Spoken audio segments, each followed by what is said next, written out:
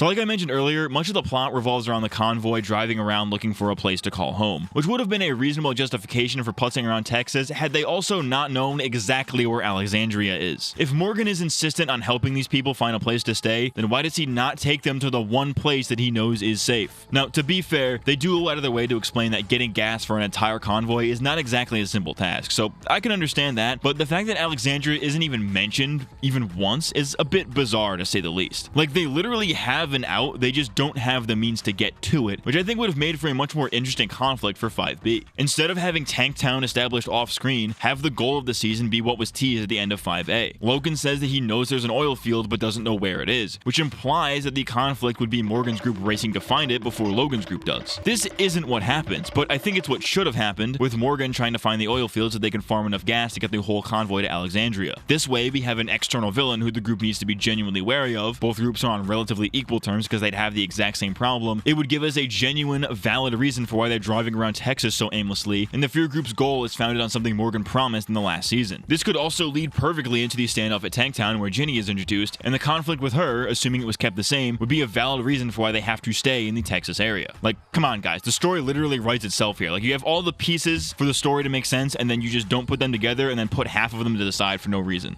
It's fucking weird.